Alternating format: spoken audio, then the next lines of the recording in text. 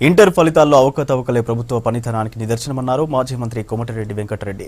విద్యాశాఖ మంత్రిపై చర్యలు తీసుకోవాలని డిమాండ్ చేశారు. ఈ విషయంపై సీఎం కేసీఆర్ వెంటనే స్పందించాలని డిమాండ్ చేశారు.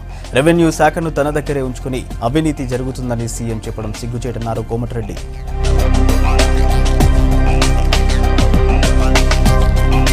తెలంగాణలో ప్రభుత్వం లేదన్న దానికి నిదర్శనం ఇంటర్మీడియట్ ఎగ్జామ్స్ రిజల్ట్స్తోనే ప్రభుత్వం అనేది పనిచేస్తలేదని తెలిసిపోయింది.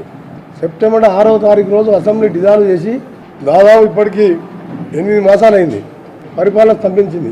అప్పటి నుంచి ఎన్నికల కోడ్ దాదాపు 6 మంది విద్యార్థులు చేసుకున్న ఇప్పటికి కూడా ముఖ్యమంత్రి గారు దీని మీద స్పందించకపోవడం, సంబంధిత మంత్రి మీద యాక్షన్ తీసుకోకపోవడం, నిజంగా లక్షలాది మంది విద్యార్థుల ఉసురు ఈ ప్రభుత్వానికి ముఖ్యమంత్రి గారిని తగులుతుంది. గ్రామ పంచాయతీ సర్పంచ్లు 3 నెలలే గెలిచి వాళ్ళకి చెక్ పవర్ లేదు. ఊళ్ళల్లో మంచినీళ్ళు ఇబ్బంది, వాళ్ళ పనిచేసే సిబ్బంది కూడా సొంతంగా డబ్బులు జేబులకి ఇచ్చుకుంటున్నారు.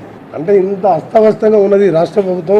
మొన్నటిదాకా 16 సీట్లలో ఇప్పుడు 32 జిల్లా పరిషత్ చైర్మన్లు, ఇది అయిపోయింది మళ్ళీ 32 డీసీసీ చైర్మన్లు. నీకు బతుకంతా దోసుకోవడం, రాజకీయాలు, ఎన్నికలు ఇదే తప్ప ప్రజల గురించి మాట్లాడతలేడు.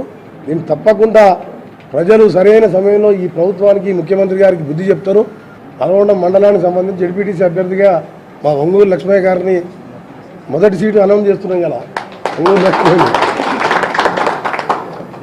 ఆ తిప్పర్తి జడ్పీటీసీగా మా పాదూరు శ్రీనివాసరెడ్డి గారు మంచి నాయకుడు. కనగల్లు మాడులపల్లి రేపు ప్రకటిస్తాం. ఎట్టి పరిస్థితుల్లో జిల్లా పరిషత్ చైర్మన్ కాంగ్రెస్ పార్టీ అభ్యర్థి ఉంటాడు.